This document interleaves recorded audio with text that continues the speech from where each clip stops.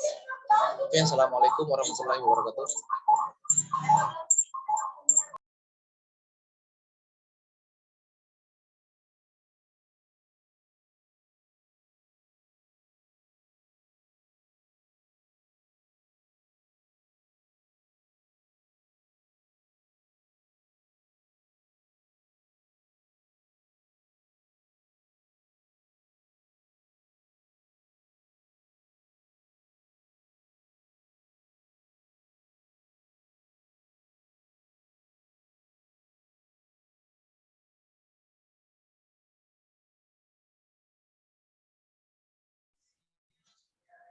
Oke, assalamualaikum warahmatullahi wabarakatuh.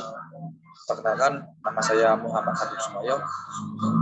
NIM 0646 128 dari kelas penilaian. Sini saya akan menjelaskan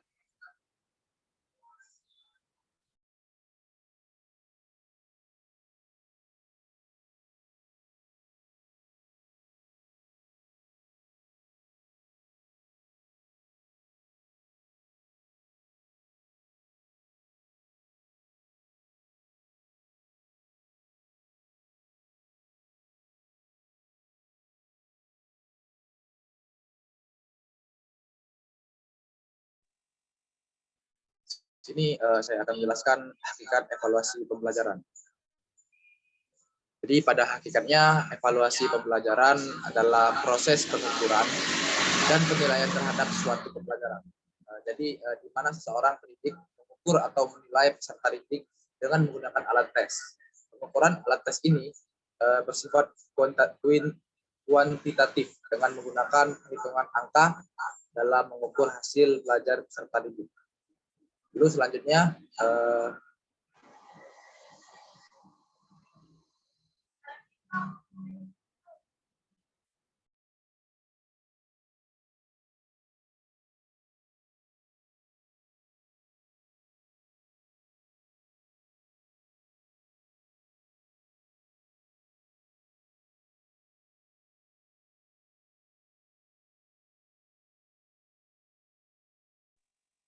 selanjutnya ada prinsip evaluasi pembelajaran. Pertama itu kontinuitas. Evaluasi dalam pembelajaran bukan hanya dilakukan saat ujian tengah semester atau akhir semester saja. Lalu yang kedua ada komprehensif.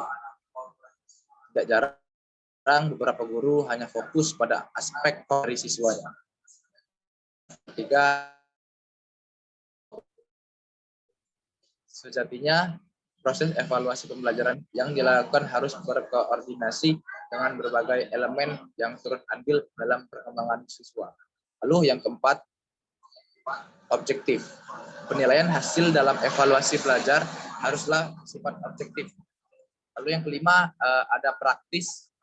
Prinsip evaluasi pembelajaran harus bersifat praktis, yang artinya kegiatan tersebut harus menghemat biaya, waktu, dan tenaga. Lalu selanjutnya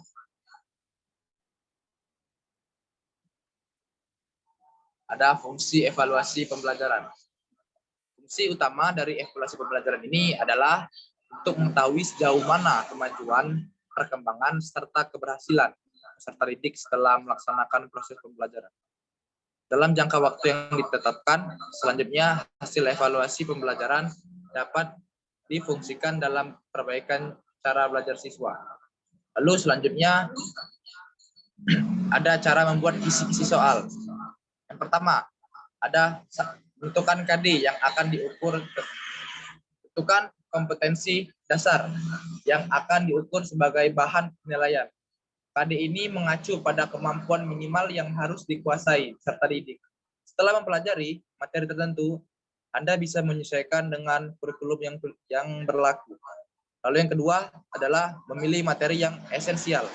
Pilih materi yang esensial sesuai dengan proses pembelajaran di kelas. Hendaknya penentuan materi ini disesuaikan dengan indikator kisi-kisi.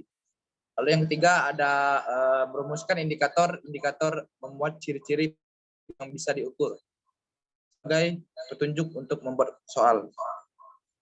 Lalu selanjutnya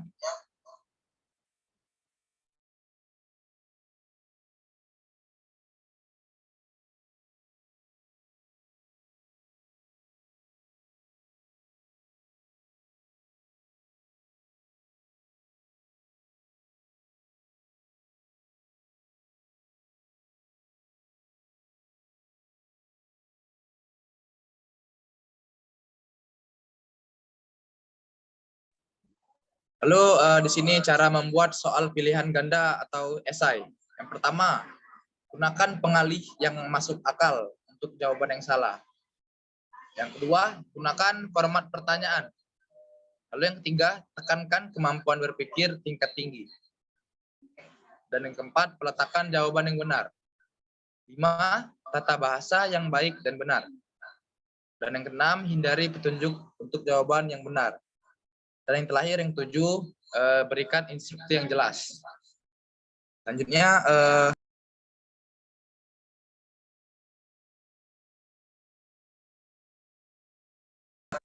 ada taksonomi Bloom. Taksonomi Bloom adalah struktur hierarki yang mengidentifikasi keterampilan berpikir mulai dari jenjang yang rendah hingga jenjang yang tinggi. Taksonomi Bloom pertama kali diterbitkan pada tahun 1956 oleh seorang psikolog pendidikan yaitu Benjamin Bloom.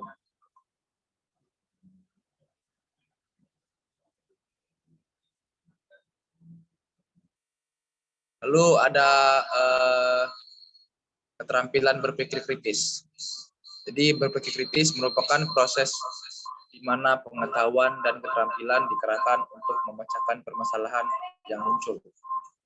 Mengambil keputusan, menganalisis semua asumsi yang muncul, dan melakukan investigasi atau penelitian berdasarkan data dan informasi yang telah didapat sehingga menghasilkan informasi atau simpulan.